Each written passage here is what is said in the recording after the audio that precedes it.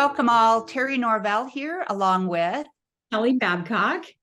We are thrilled to have you join us for our summer series. We are the founders and creators of the Leadership Growth Formula.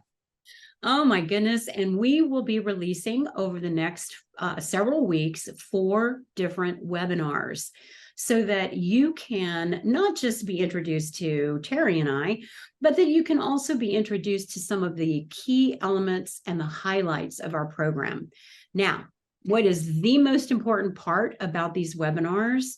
It's that we want you to receive high value content that you can apply immediately each and every time to elevate your leadership game over the summer months.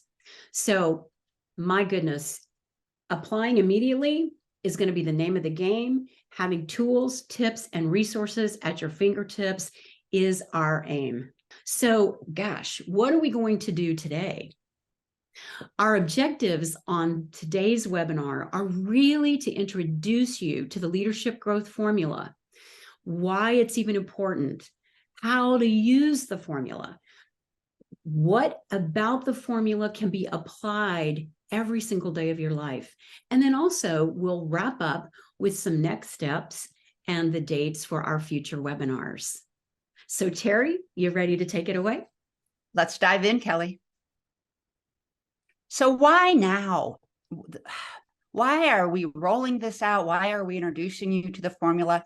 Well, the landscape of business has indeed changed. We don't have to tell you anything new on that one, right? And what we've found in working with clients across the country, that people must be equipped to navigate the rough seas that have come along and are continuing to come at us. So we know that great resignation was a big thing. And then we had the great reassessment. No doubt you lived through those. And now we're being told regularly about the great ghosting. So what are we going to do different? It's so much of the responsibility is now placed on managers and leaders and owners to assist team members to step up. And we have a graphic that we like called the personal S-ride, the roller coaster of life. Yeah. We couldn't have found a better graphic, right? Yeah, exactly. So too often, see if this is your reality, that you're stressed with overwhelm, struggling with uncertainty, all of which creates a feeling of being stuck. Gosh, not a pleasant ride to be on.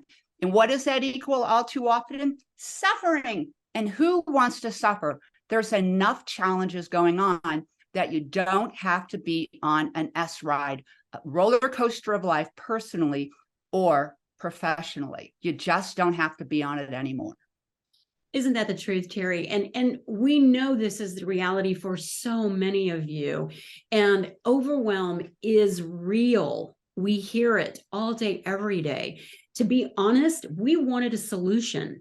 This formula emerged as a representation of how Terry and I have approached change in our lives, both personally and professionally.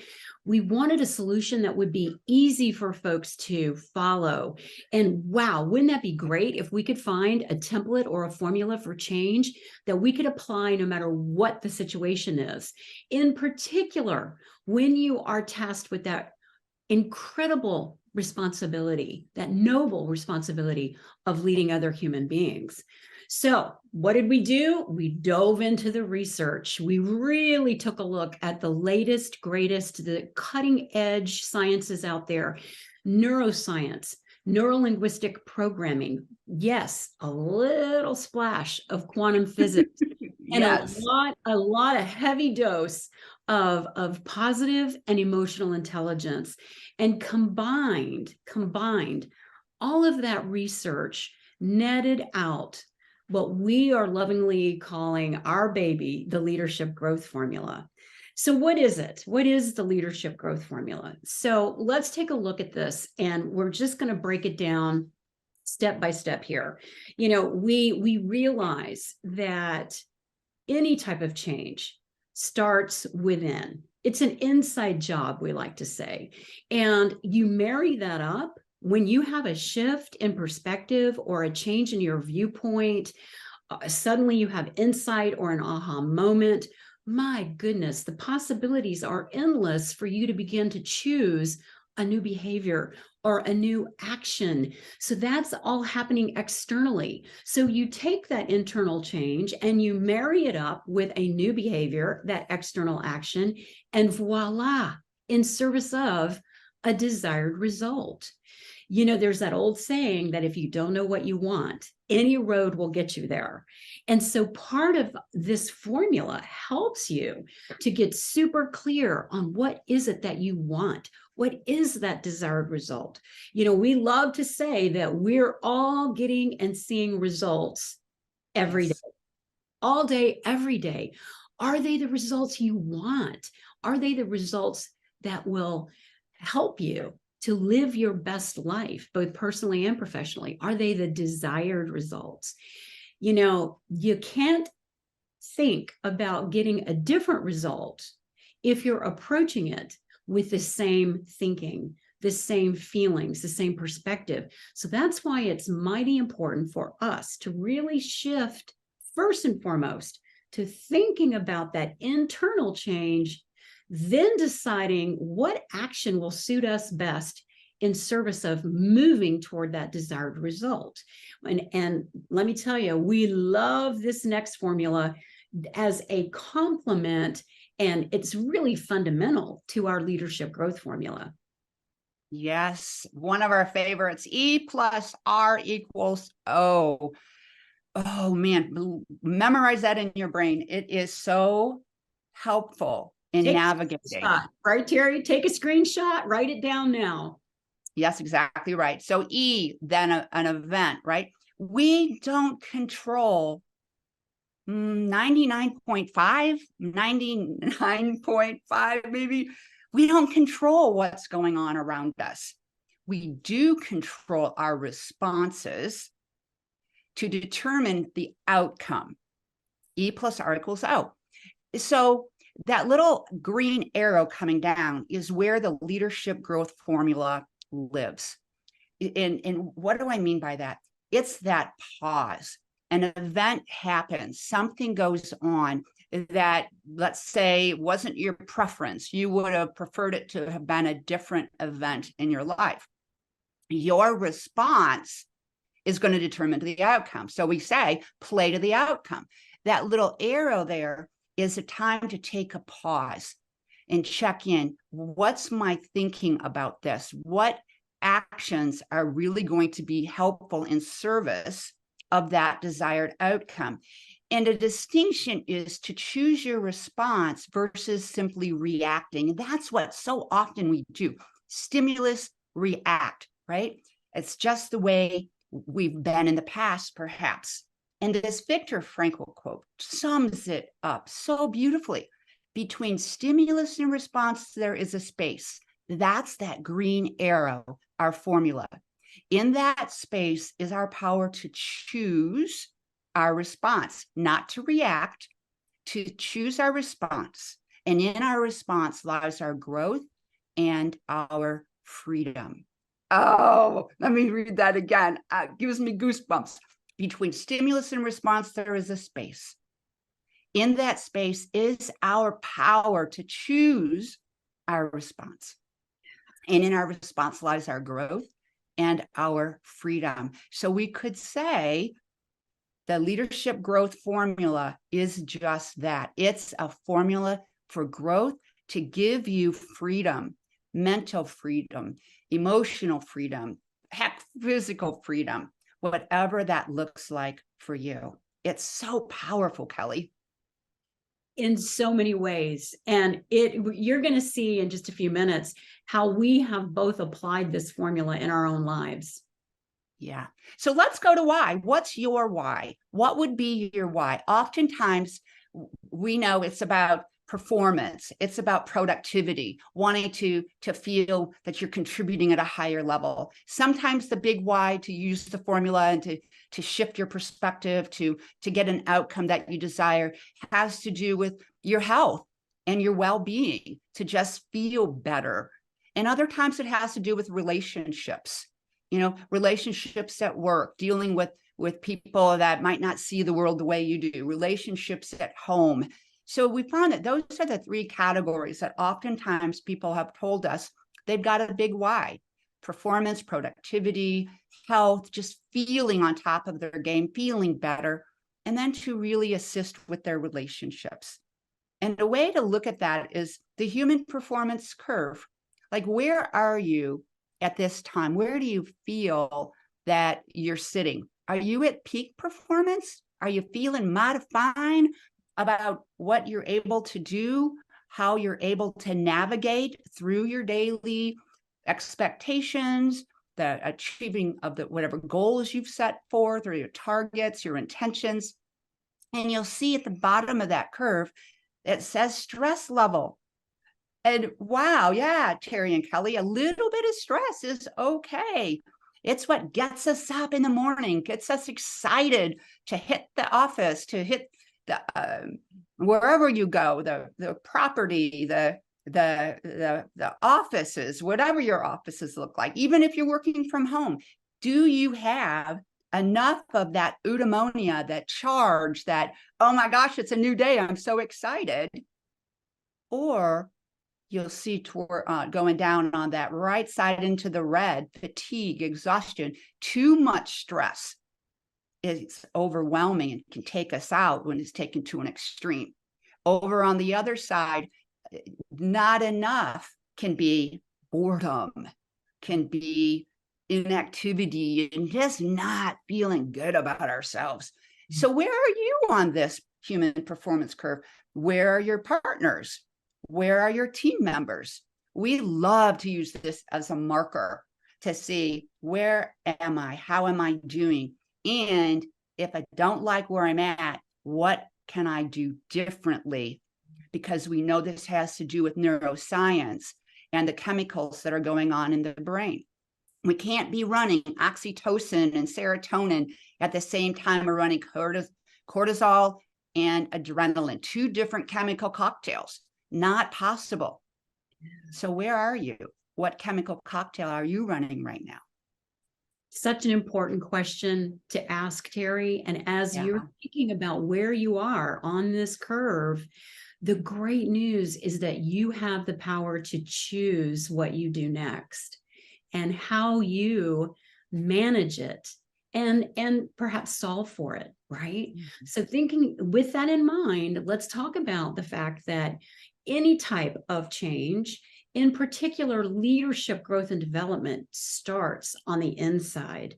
It's all in how you see it and all in how you're perceiving what's happening to you right now, even if you are on the far right side of that human performance curve. So let's take a quick look, as we know that our perspective determines our reality, determines our lives. And we have a couple of quick examples that we love to show folks because, wow, take a sec. What do you see here? I'll tell you, Terry, we get almost unanimously, folks will say, oh, I see a parrot. I see a really brightly colored parrot. Yeah. Yes. Wow. Upon closer inspection, you might actually see the beautiful shape of a human body, a human being with their arm folded over the top of their head and their leg extended and their facial features even begin to appear. Wow. Wow.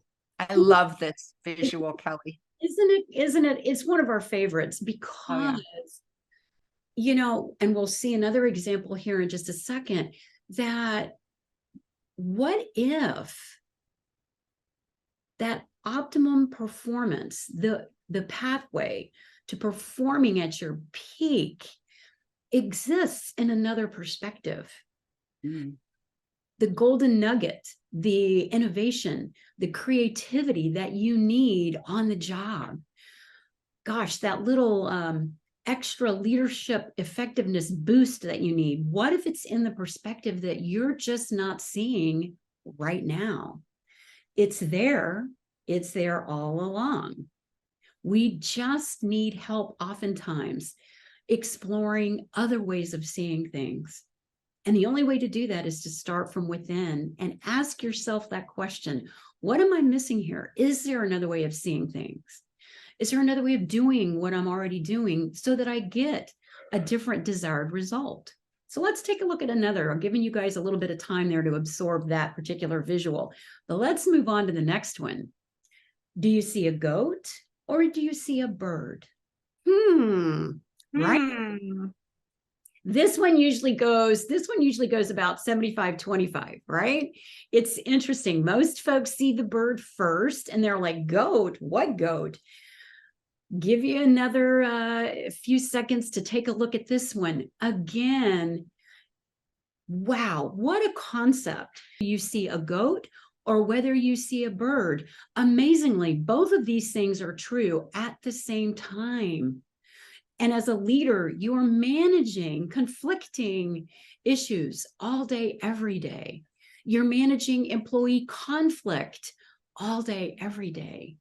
Wow, this just opens up that possibility of multiple right answers and a way to explore a new way of showing up as a leader. So gosh, you may be thinking, yeah, that all sounds great, Kelly and Terry. How does that actually work? What does that actually look like if I apply it in my personal life and in my professional life? So we're going to give you a couple of examples.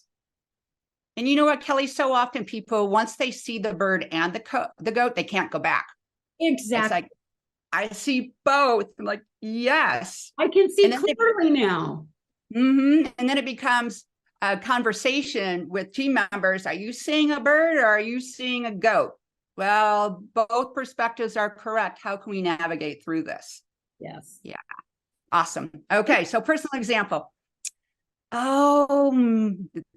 I honestly have been living this formula for a very long time, and this is a very personal example. It has to do with, you'll see at the very bottom, the desired result is what I lovingly call the baby project. Yes, I even had a manila folder with the title on the top, the baby project, to have a child. And so I started with that result in mind. And my internal shift was quite important to shift my perspective from doctors have all the answers to believe them to, well, let me tell you where that came from. My mom was a supervisor nurse of an inner city hospital. My dad is a pharmacist, so I was raised very medically. And doctors were revered very, very highly in my household growing up. And doctors, because of the pharmacy and the hospital orientation, doctors were, at the time, all-knowing in the culture of my upbringing, my family. So when I was looking to get pregnant and we were having a very, very tough time, we went the IVF infertility route.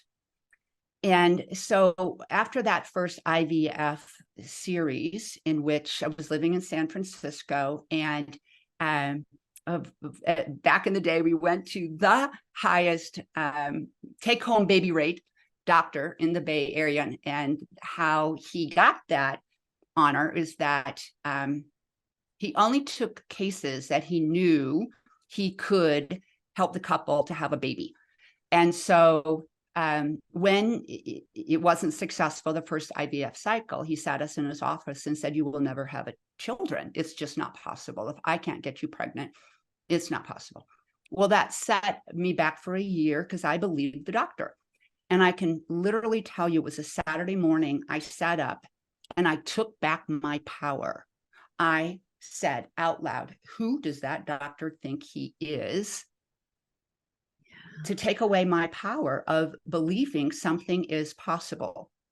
So I shifted my perspective from there is only one way to I believe anything is possible. If I hadn't shifted that perspective from the inside, I would not, and I know this in my bones, it's my belief, I would not be a mom today of twins. So what were my external actions once I took a year to make that shift to find a new fertility doctor and strictly follow the protocols, to get physically fit, to join a gym, to get myself more prepared and actually go to the gym and shift up my diet to eat really healthy, to get myself prepared. And that third point is so important. I had to monitor my self-talk throughout this entire process because I had that little naysay saboteuring. Who do you think you are? You're not a doctor. Why do you think you're smarter? And all that negativity going on. And I had to shift and hold the perspective, to hold the faith that it's possible.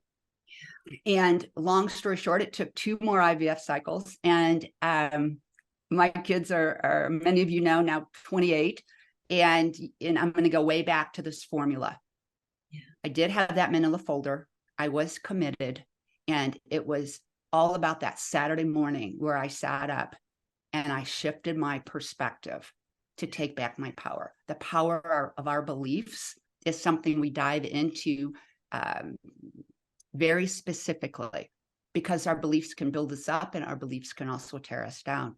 And I offer this up because it is such a powerful dose of reality in my life. And I intend that this can be of service to you as well in monitoring your own beliefs for your desired result. Kelly? Oh my goodness. So powerful, because it is just so true. You're living the formula.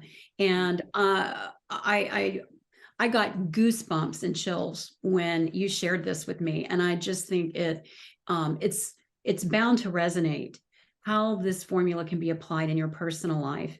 And certainly the heartfelt meaning that it has for you. Never, I'm getting goosebumps right now, can never be underestimated, right? It works. It sure does. I was just going to say, it is proof in the pudding, right? Yeah. So thank you. Let's share a professional example. This is a real issue that many of us face. We start out with a desired result. It's all about wanting someone else to do something. So in other words, gosh, I just want my team to show up on time and be accountable for what they're supposed to do. Well, that's kind of the definition of insanity is wanting someone else to do something that you have no control over their behavior. And so let's go with that, because I know we hear this a lot, right? Like, I want so-and-so to do XYZ. Well, if that's your desired result, let's talk about then, where does that inside job start? That inside change for you, right? So in this example, I want them to do something differently. Well, I have to shift that perspective. I have to shift that from, I don't really, yes, I might want to need them to do something, but I can't control their behavior. So shifting my thinking to what about my own actions lead them to believe that accountability and punctuality aren't meaningful, or that they don't matter. It's something about how I'm showing up and either directing, managing, communicating, and coaching them that is allowing this situation to exist, right? Most of us, if given the choice, would prefer to avoid conflict. Yes, me too. I get it, right? We're not alone. Nope. Not one of us jumps up out of bed in the morning and gets excited about, or even requests, bring me some conflict. No, it's really about asserting what you want and need. And so perhaps it's, again, the shifting in the perspective comes from, oh, I hate conflict and I want to avoid it. I want to avoid that conflict because Why? We have no control over, we believe we have no control over the outcome. It's scary. The consequences, we may fear the consequences. And yet being able to shift that perspective to, wait a minute, I can be kind, direct, and assert the policies and the behaviors and the performance that I expect. Remember, it's a bird and a goat. I can be me, and it can be uncomfortable to ask for this because it's going to feel a bit like wearing itchy clothes. I can be kind, I can be myself, and be direct and ask for what I want and need.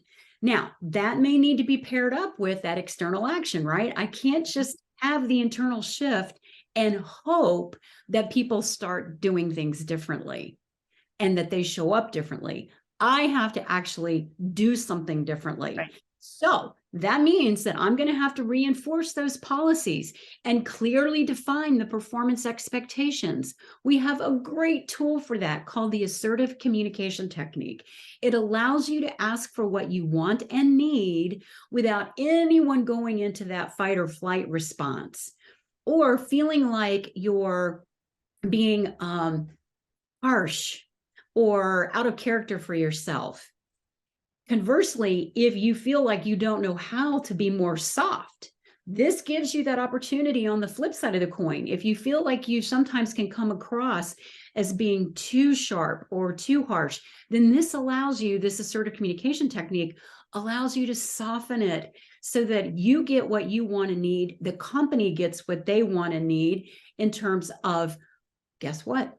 Showing up on time and accountability. You might even have to take the next step and schedule a critical conversation with repeat offenders.